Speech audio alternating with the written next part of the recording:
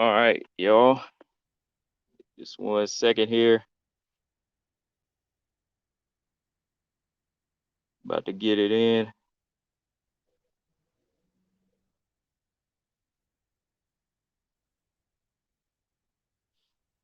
Okay. About to go ahead and get this live episode in, man. Go ahead and do something a little different. Go ahead and drop this thing, man, because tonight is fight night in a couple hours. So I said, let me go ahead and jump on here and talk to y'all. Talk to y'all a little bit earlier tonight or this evening. We ain't gonna we ain't gonna be on here too long, so I ain't gonna be really chatting it up too much. I just want to talk about some topics here and just give you my thoughts on a lot of stuff that's been going on this week. So about another 30 seconds, we can get the going. All right, let's see. And there go Marcus Bell in the building. All right, so let's get this thing going, y'all. Welcome back to another episode of hashtag CB99 Talks. This is episode 67, and yeah, I'm live today, man. I'm doing this episode live because there was just a lot of things I wanted to talk about. A couple things I wanted to give y'all my opinion on as far as boxing goes. Well, one particular fighter and one particular fight. So I want to go ahead and kind of jump into that. And we got to talk about some WMMA real quick tonight.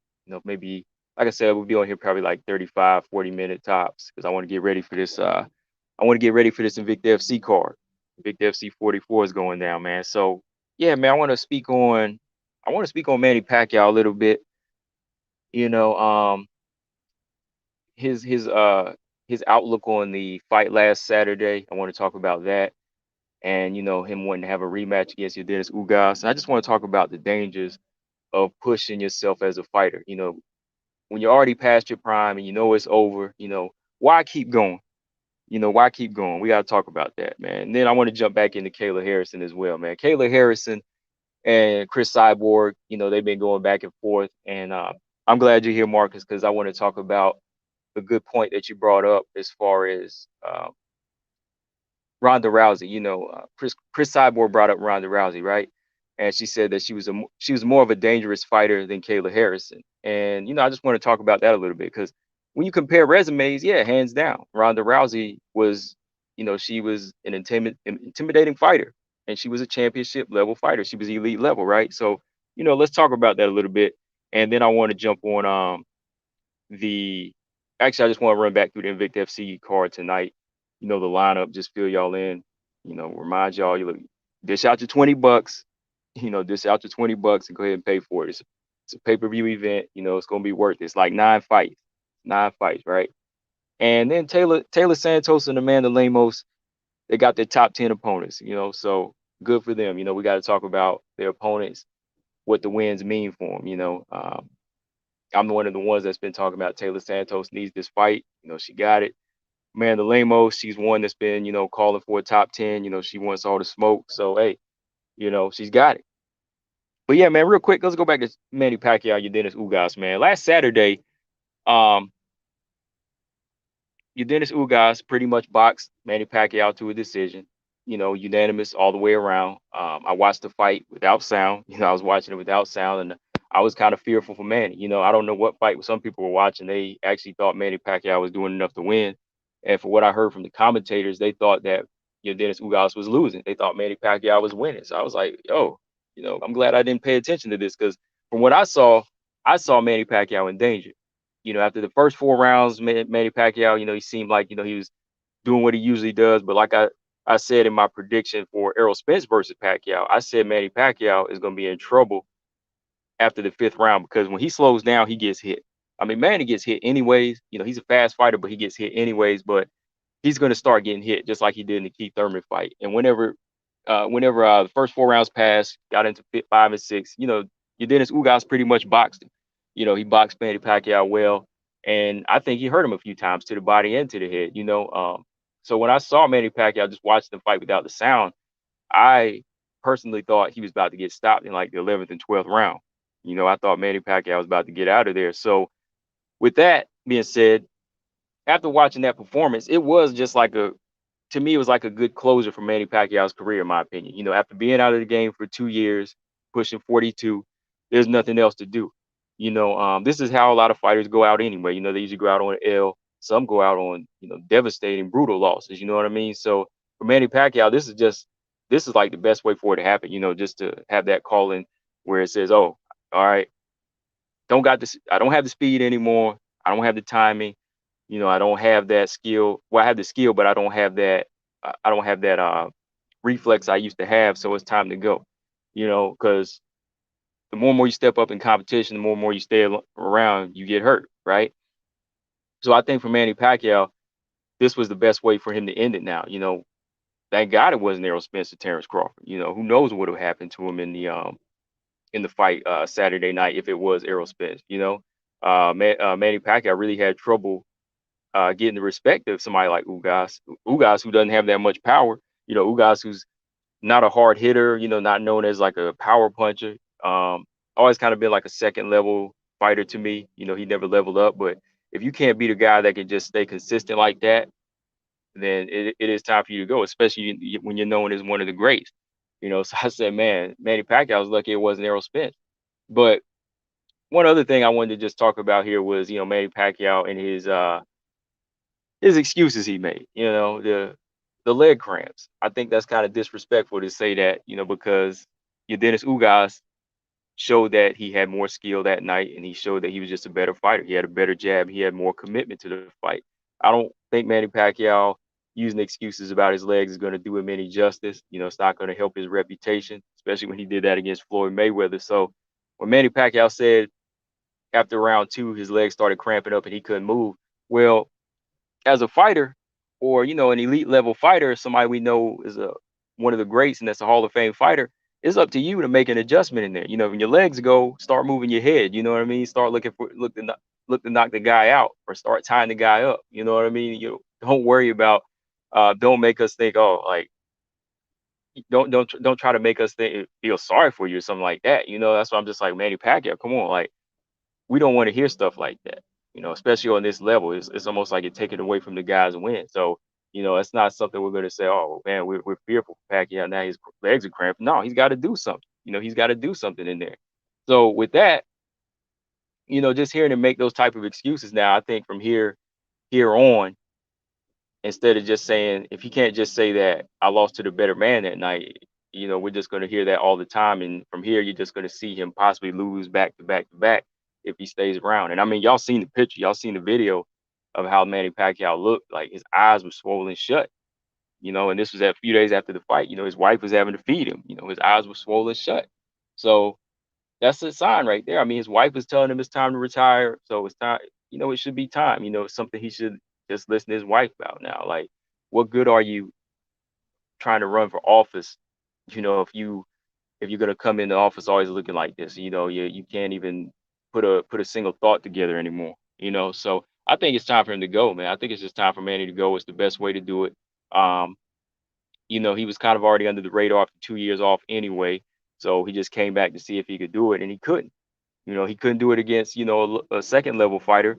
Imagine what's gonna happen if he fights a Crawford or a Spence, So no rematch, man. He's talking about a rematch in January. I don't want to see that.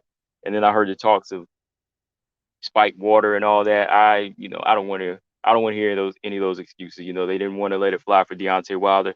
So you're not letting it fly here either, man. So I think Manny just had, um, that calling where it says, hey, it's time to hang it up. He had a great career. If you got to end it this way, just so be it. So be it. At least he didn't go out on his back or out the ring, like Bernard Hopkins did. He got knocked out the ring. So, you know, just, take it how it comes. Just take it how it comes, man. So yeah, that was all I wanted to really talk about with that Manny Pacquiao and situation with Ugas. Yeah, I don't want to see him in the ring anymore. I want to see Ugas move on and fight Errol Spence or Crawford or somebody. But yeah, let's jump into this WMMA talk, man. Um, I want to talk about Kayla Harrison once again, and her in the back and forth with Cris Cyborg. I know she was responding to Cris Cyborg when Cris Cyborg said she can make 155. And a lot of people have been going back and forth about this. I've been looking at different channels, different interviews with Chris Cyborg as of recently, when she was uh, discussing possible fight with Ariel Hawani. And I just went into the comment section just to see what people were saying, and I was actually surprised, man, shocked. Like a lot of people, of course, these are like simps, but a lot of people were thinking like Kayla Harrison could beat Chris Cyborg just off of what they seen out of her 11 fights. I think that's crazy, man. I was like, out of her 11 fights, everybody that's riding Kayla Harrison's train right now, they think that she's a big threat to Chris Cyborg. Especially Chris Cyborg. She went on to say, Bungalow, what's up, man? They said, well, Chris Cyborg said her wrestling is enough to beat Kayla Harrison's judo. That's basically what she said, right? Uh, Not word for word, but you get the gist of it. And when she said that, that kind of set a lot of people off. I agree with her. I agree with her. When you look at Chris Cyborg's resume and the fighters that she's handled, yeah, she's looked just as dominant, or even more so dominant than Kayla Harrison. But you got to look at the competition though. Like when Chris Cyborg was on her reign, throughout each organization, the level of fighters that she was fighting, they were high level fighters. So if she could make the high level fighters that she was beating, like everybody from Porto to Gina Carano to Marlos Conan, if she can make all those fighters look average the way Kayla Harrison is doing, that says a lot about her, because the competition that Chris Cyborg was fighting was much better. No lie. Kayla Harrison's only been in the game 3 years, so everything she's been fighting, every fighter she's been taking has been like just kind of like way she's graduating, um, moving up to the next tier, as I always say. Um, it's like on the job training for her. Same as Chris Cyborg, it's on the job training as well, but she's doing it against better competition than she was for sure, like 10 years ago, ever since I've been watching her. So when I hear people just say, oh, like Kayla Harrison's gonna thrash her if she moves up to 155, or she's gonna ragdoll Chris Cyborg, I just don't see that happening.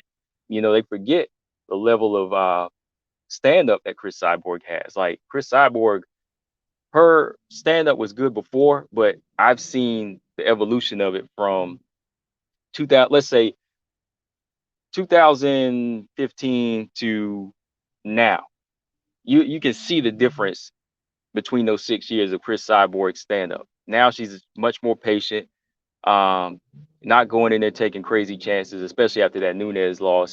She's much more methodical with her punches, especially linking up with Clarissa Shields. You know, linking up with Clarissa Shields. She's gotten a lot more selective with her punches. So this is a lot of stuff you have to factor in. This is a lot of stuff you have to factor in when you're talking about Kayla Harrison beating this caliber of fighter, especially when nobody on Kayla Harrison's resume can touch any of the opponents, in my opinion. Her Chris Cyborg's last 10 opponents, let's put it that way. Chris Cyborg's last 10 opponents were much better competition than Kayla Harrison. So I think for Chris Cyborg, it's a situation where she would want to take the fight, yeah, because you know her last couple years might be coming up. She's not going to fight forever, right? And there's money in it now, right? Because they're hyping her up. So Chris would jump on it because that's another belt for her. If she can do it, PF. Well, I doubt she'll do it in PFL, but if they moved her up to like 155, if Bellator they made like an inaugural title at 155 for Bellator, I think that's a fight that Chris would take, and she would take it right away because again, that's another belt in another weight class and more money. That's more money for her, right? So I think that's the situation that she would want. I know from the outside looking in for us, we're gonna say, Kayla, this is too much. You need to build yourself up, take your own route, build up your own legacy. And if that fight comes, it comes. But if it don't, it don't. But I think that even WMMA fans, like the casual fans, they're just so in a rush to find. They're just so in a rush to find like Titan versus Titan in WMMA. You know what I mean? Like the strawweight divisions in the flyweight division, well, the strawweight division, not the flyweight division. The strawweight division is like one of the only divisions in the UFC where you get 50-50 fights. You know what I mean? That's the only division to me where you get 50-50 fights. Like when you put Zhang and Rose in there together, first time around was 50-50. Second time around, it'll probably still be 50-50. Maybe 55-45 for Rose, maybe. You know what I mean? But for the most part, it's still going to be a toss up. You put Joanna in there with uh, Zhang Weili, it'll be, a toss up. So that's like the only division where you really get heavy hitter versus heavy hitter. So I think, a lot of people are really trying to push Kayla Harrison into a Cris Cyborg match now. I mean, she is pushing herself more so too, because she's beating all these other low level girls and she's not fighting anybody in the middle of that. She's getting so confident that she thinks she could just jump up and fight Cris, and I think otherwise, because there's just so much groundwork that she needs to lay down to make us say she's a complete fighter. I mean, what do y'all think? Like, comment section. Like, Kayla Harrison, how far is she from being a well-rounded fighter? I mean, her strengths to me, she's athletic, one of the strongest, freakishly strong, fast for her size. When she gets in there, her presence is intimidating. I'm sure it is for all these other women. Even for somebody like Jenna Fabian, she's 6 foot, 6'1", right? She's 6'1". She's 6 foot, 6'1", and she towers over Kayla Harrison. She's a big woman, but still, like, it's very rare that she'll see a woman of that build like Kayla Harrison across from her. So I think yeah, when I really think about it, I think it's just one of those situations where matchmakers now, they are pushing forward. Casual fans are pushing forward to say, man, we need somebody that can give Cris Cyborg a challenge, but they're just seeing the resume. They're not really seeing the in between part. They're just seeing that resume, the undefeated record. They're seeing the size. They're hearing the talk. Kayla, they're hearing the talk. They're hearing the Twitter war, and they think it's time. But me, I think otherwise. I still think otherwise. Bungalow, you said Cris Cyborg is one of the best personalities in MMA, always on the Bellator prelim fight chats, very respectful to everyone, nice lady. Yeah, she seems cool. Like Manny, very nice person outside of the octagon or ring, but when she gets inside, the octagon, it's a different story, right? She's a killer in there, and yeah, that's something that Kayla has to be prepared for. And I don't think she's ready for that fight. I just don't. I think Cris Cyborg's wrestling is enough to. I think her wrestling, just the way she knows how to position, looking at her training, and how she knows how to shift her weight and shift some of these guys and girls that she's training with. She knows how to control that athletic burst. Now, I'm not saying Kayla wouldn't be able to take Cris down, because Kayla, she's fast. Kayla's still, what, 30, 31 years old. She's fast. She's fast for her size, and she knows how to use her weight when she's down there. So that's a dangerous place to be. But the thing is, can Kayla Harrison keep her there, or can Kayla Harrison get past the striking of Cris Cyborg? And that's the part of the question where I say no, because I think Cris Cyborg's punching power is still too much. She can control it now. She's much more controlled the way she positions her feet and throws and turns her punches over. But I still think that I still think that Cris Cyborg will get more than enough respect when she's striking, you know. Um, but yeah, Marcus brought up, he brought up the resume thing. Kayla probably thinks that's a shot whenever Cris Cyborg said Ronda Rousey's a much dangerous opponent, but it's not. It's not, because I think Ronda, she earned that intimidation factor. That's something I always talk about too. Intimidation factor. Intimidation factor is something fighters. It's not necessarily saying you're unbeatable. We're not saying you're unbeatable or you're invincible, but that intimidation factor, a lot of the times, you know, for a good portion of your career, it can win you a fight before you get into the octagon. It can win you a fight before you get into the boxing ring, whatever it is. If you have that, and Ronda Rousey, she had that. Mike Tyson, he had that. Um, Sonny Liston had that. Fighters like that, they had it. That intimidation factor, something Ronda Rousey built out through the years, is because she was so confident and just straightforward. She was a straight shooter, and every time she came in to do what she was going to do, it worked. So that made every everybody just kind of shattered. Even some of the best fighters, like the Olympic wrestlers, like what's her name? What's her name? Sarah McMahon, Sarah Kaufman, Misha Tate, Kat Zingano. All these fighters, they fell victim to Ronda Rousey's intimidation factor, one way or the other.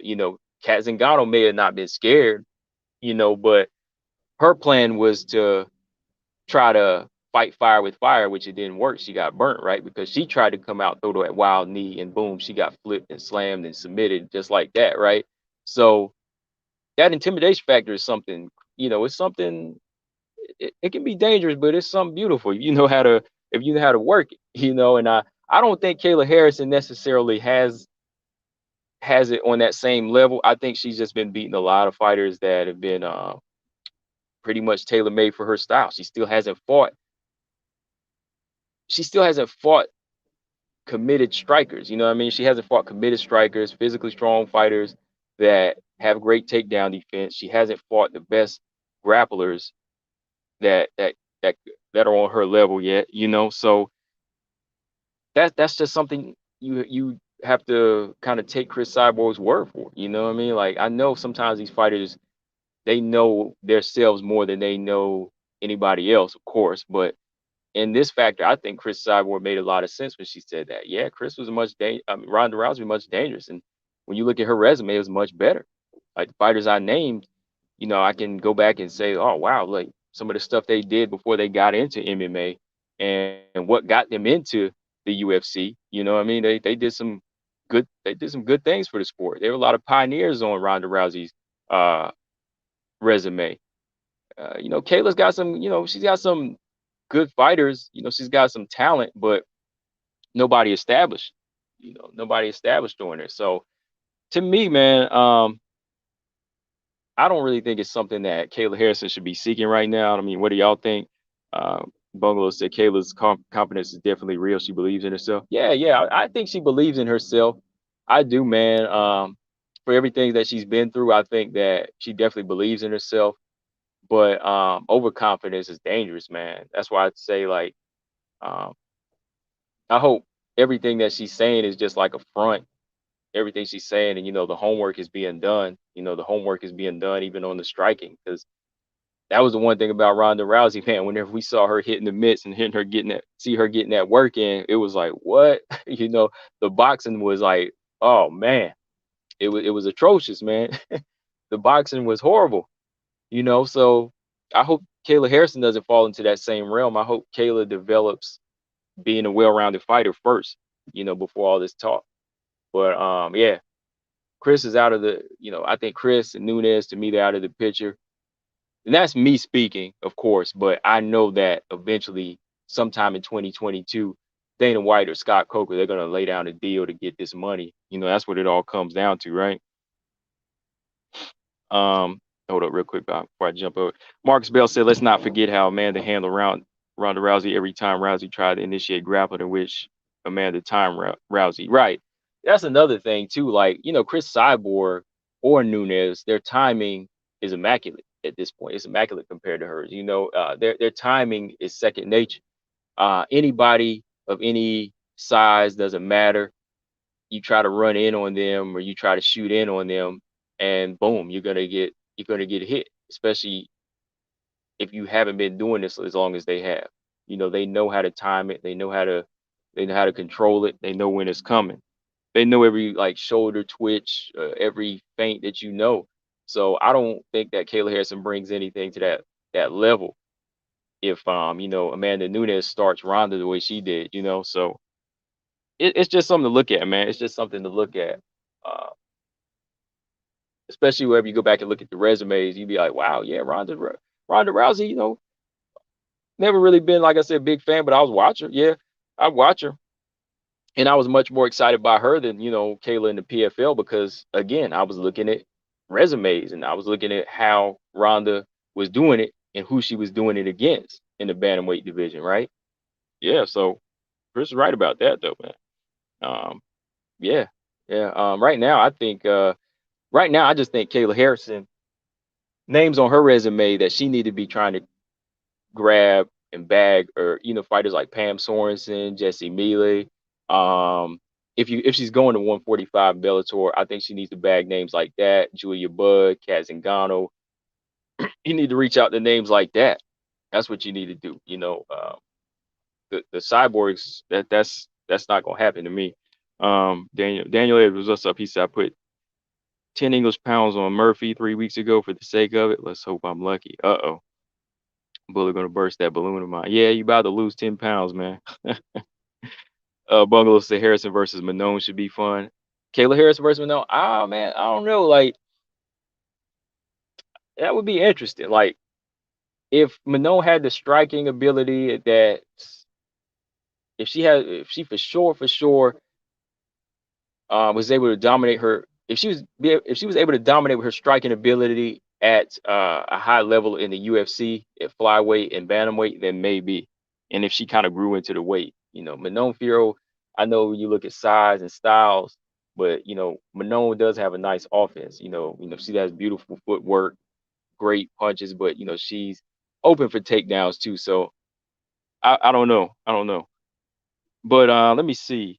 Let's jump to this next one here. Like I said, a little pressed for time, so let's jump to this next topic. So yeah, y'all know tonight Invicta FC 44. The lineup, is 9 fights tonight. 8 o'clock. Go to the YouTube channel. Y'all can watch the prelims there. The first was the first 4 fights. Let me go ahead and pull up the lineup while I'm here with y'all. I did it with y'all Tuesday, but I just want to get y'all refreshing because it's fight night tonight. Fight night might be on for like 4 hours because it's 9 fights tonight, man. Hold on. Let me see what we got here. Let's go ahead and pull this thing up. 9 fights, right? Yeah. All right. The prelims on the YouTube channel, Invicta FC tonight. You got 4 fights on the prelims, pay-per-views on the fight app, and you got 5 fights up there. So you're getting your money's worth, man. So y'all check it out tonight. 8 o'clock is prelims. Main card is at 10 o'clock. Real quick, featherweight fight, Kayla Harrison versus Carlene Chandler. That's the sister of Chelsea Chandler.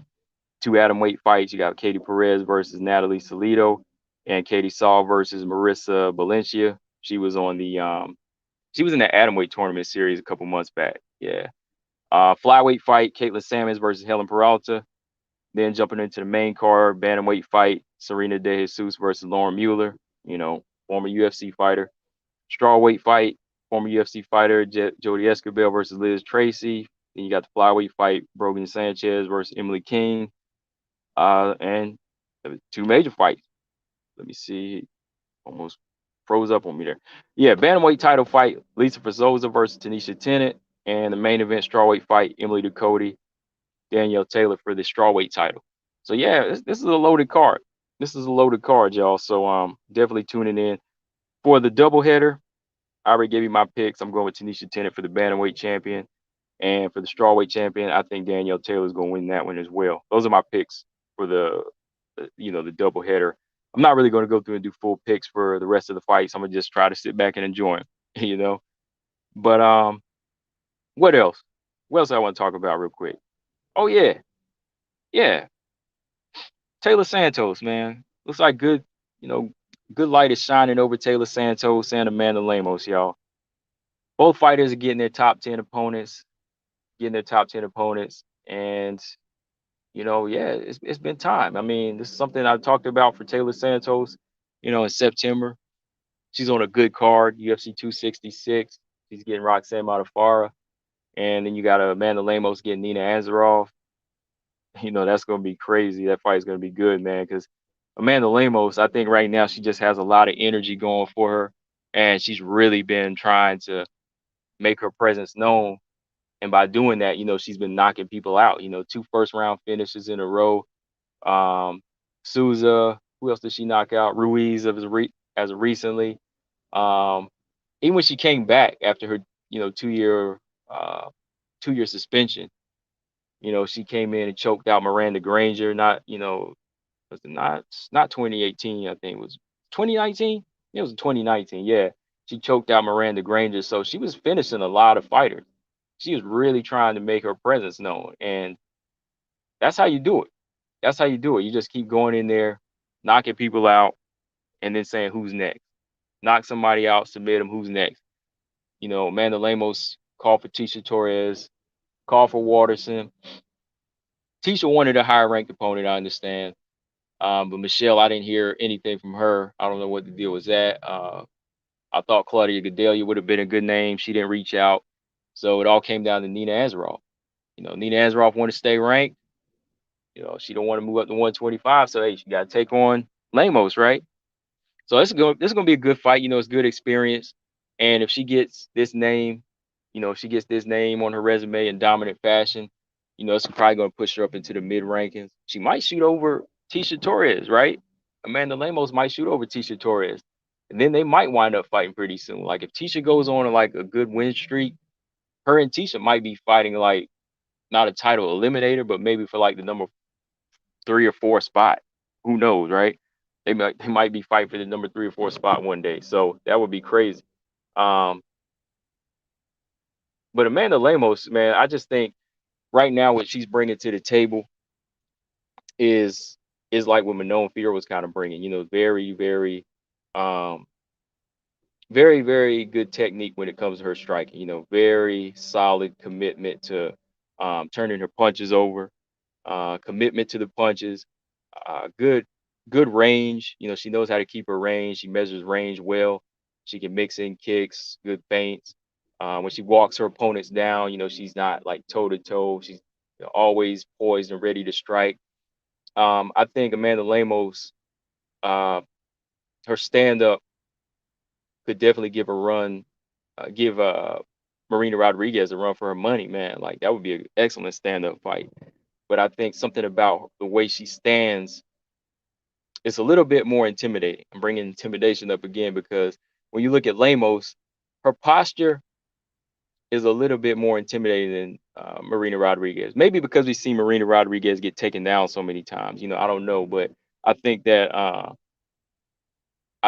Amanda Lemos is just all around like physically strong. Like look at what she's doing like in training. Like look at the workout she's going through with her legs. Like that's how she's really generating that power and that stance.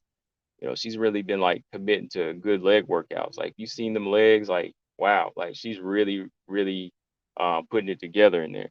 So she's really been hitting the mats as of lately too. So Lemos is definitely gonna be somebody to look out for. And I think, this name coming up against Azaroff, this is just gonna be the beginning, man. And I think that once she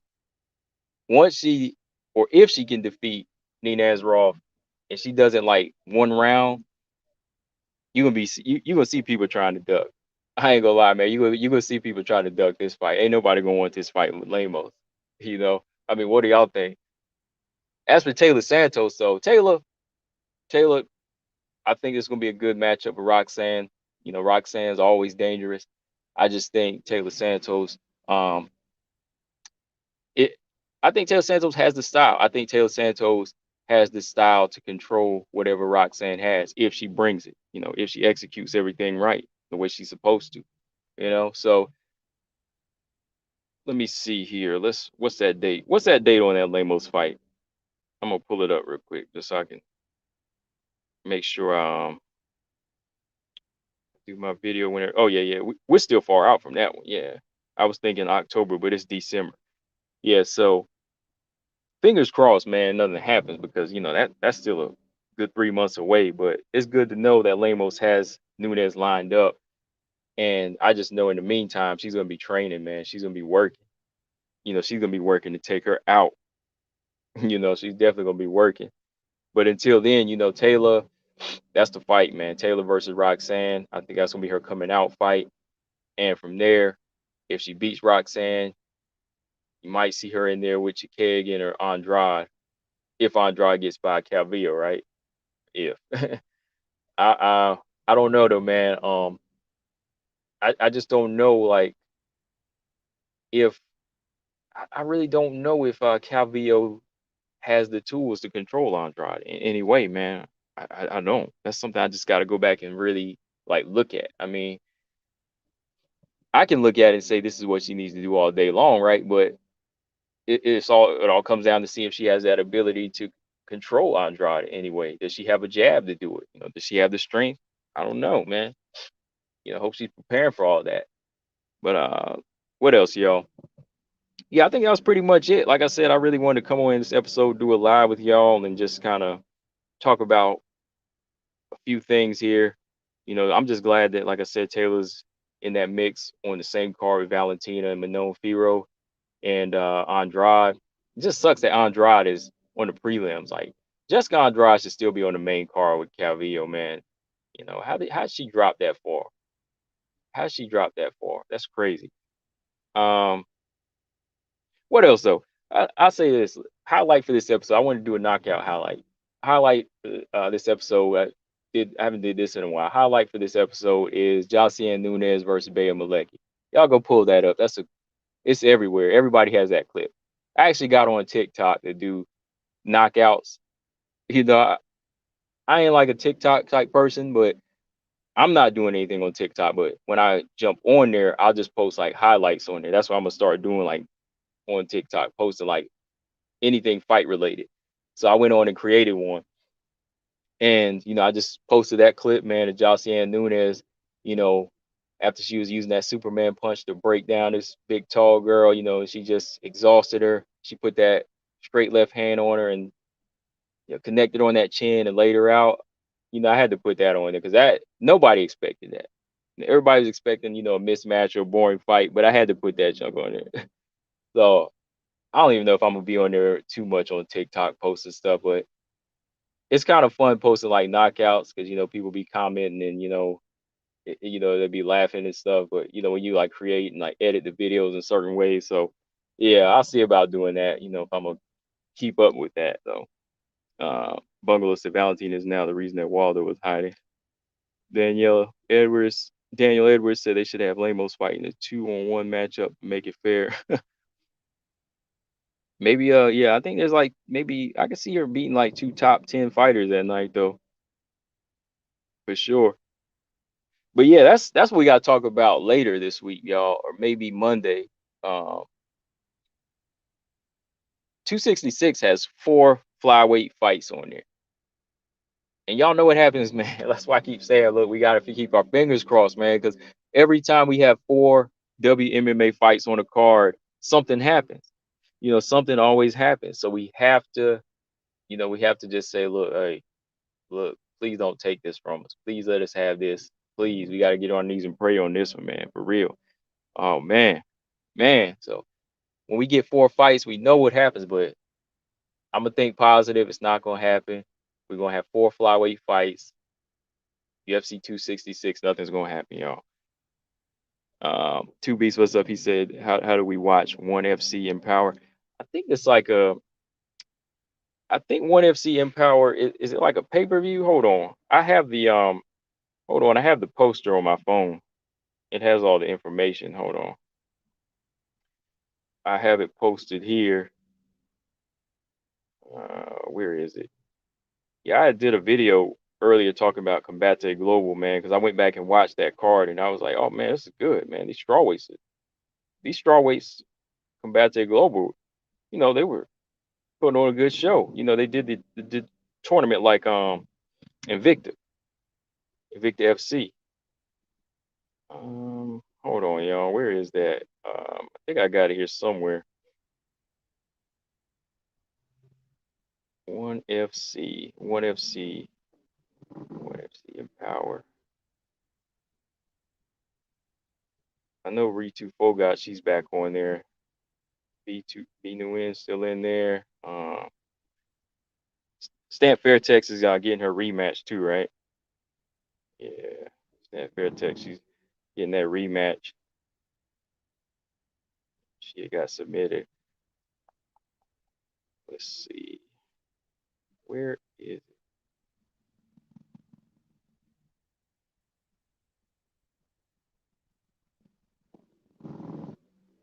All right, September 3rd.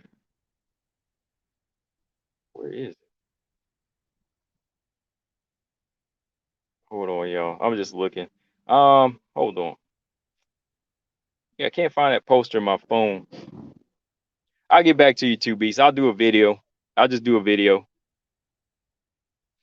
Yeah, one championship. I know it's gonna be like an early time, but I'm probably have to do a quick video later, maybe tomorrow when I find it in my phone before I jump off of here. Mr. Lee, what's going on? Decimated 550. He said, "Oh man, I'm still excited and buzzing from that Nunez fight. She put that tall girl, sweetest girl on her keister." Yeah, man. That's why I said that's my highlight episode. That's my highlight finish for this episode. Jocelyn Nunez versus Bea Malecki, man. I'm telling you, man, that left hand, like she got hit with so many left hands in that fight, Bea Malecki. And like Bea Malecki was shelling up like 2 or 3 times. I thought the referee was gonna stop it, right? But he kept letting it go. He kept letting it go because she turned away a couple of times. She turned away, literally turned away a few times, but he let it go. And when she stepped off the cage and threw that lazy jab out, crack down. She was gone. And that's what was so crazy, man. A girl that was like about 8 inches shorter than her was just all up in her business. You know what I mean? She was just all in her business. She's disrespecting, and she said, "I don't care how tall you are. I don't care how big you are. I don't care if you look like a daggone featherweight. I'm gonna knock you out." And that's what happened. you know. So yeah, it was good, man. That was definitely a highlight. What? Oh yeah, yeah. What else we got going? Like I said, Invicta tonight. Y'all check that out. Then we got JJ Aldridge taking on Vanessa Demopoulos tomorrow night. Vanessa Demopoulos is actually making her UFC debut, but she ain't doing it at strawweight. She moving up to flyweight. And I looked on her Instagram. She says she feels good at this weight. She says she feels good at 125. Which she might. She's a lot of muscle. So, maybe she'll look good at the weight. It's all in if she actually feels good in performing. You know. So Tracy Cortez is out because of injury. From my understanding, Tracy Cortez and Vanessa Demopoulos, they trained together. I didn't know that. I didn't know they had trained together. So Demopoulos, she stepped in. So we'll see, man. Kind of lean towards JJ Aldridge just because I think JJ's been in 125 a little longer and she's much more committed to that, to that stand up. And I like her stand up game. I like JJ Aldridge's stand up game. She's been working with Rose throughout her training camp. I know y'all seen that. So I kind of lean towards JJ in this one, but I don't know if Demopoulos gets it to the ground. It's mostly going to be her game. Demopoulos her grappling is solid. I think it is solid, but she gets hit a lot though. That's why she has been developing her boxing. But man, if y'all look at some of the Demopoulos fights, unless she submits you, she's getting hit a lot. She gets hit a lot. Sam Hughes was tagging her up too before she, slipped in and got that behind the back win. Peter Benitez was doing a good job of piecing her up, but then Benitez, she started to trade a little bit and it became an even fight. But Demopoulos, she'll get hit. She's tough, but she'll get hit a lot. You know. So yeah, JJ Aldridge will look similar to Manon and Baby Shark. Yeah, I think so too, man. I think JJ Aldridge, her, her working with Rose over the past few years. She used to work with Joanna too. JJ used to work with Joanna for a while, and now she's linked up with Rose. I think that's really rubbing off. The precision, the accuracy of the striking. You're going to see that in this fight, and against the level of opponent that's moving up. You're gonna see it. I don't know if it'll be like Manon versus Tabitha Ricci though. I don't know if it'll be like that because I think Vanessa Demopoulos has a little bit more experience than Ricci does. I don't know if it'll look exactly like that because I don't see JJ stopping her in that fashion. Manon was just so much bigger, you know, and Ricci was coming straight out of coming straight off of 5-0. You know what I mean? So and never touched the belt. I think Demopoulos, she's fought at a higher level.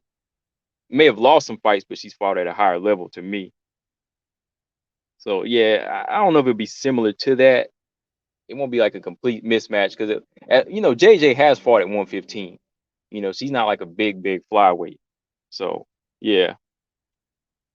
What else, y'all? What else? Who else is fighting? Who else is fighting? Let me pull this calendar up here real quick.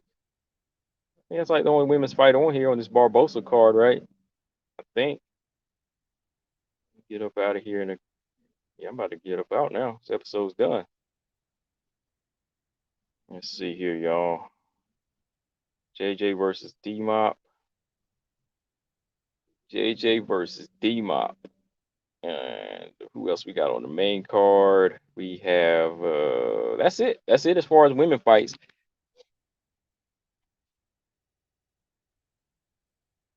Hmm. He said the weigh-ins JJ looked a lot bigger, huh? Okay. I haven't watched the weigh-ins yet, so yeah, D-Mop is a small thing. I mean, like she's muscular, but yeah, compared to some of these other girls, she is a small girl. So flyweight's gonna be a killer for her. So hopefully she go back.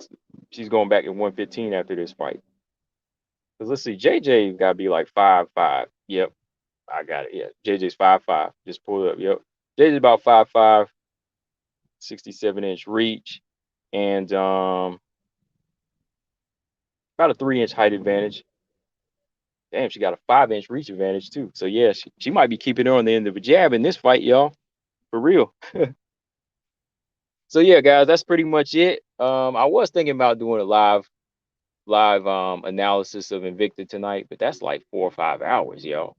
I don't know if I'm gonna get on and do the main card. What do y'all think? I don't know. I might just have to sit back and watch these fight, then talk to y'all tomorrow. I was gonna do a live tonight, man, but I was like, I don't know, man. I really don't know. I mean, it'd be fun. Maybe just do a couple of the fights, maybe some of the main fights, but we'll see. We'll see. Y'all know if I pop up.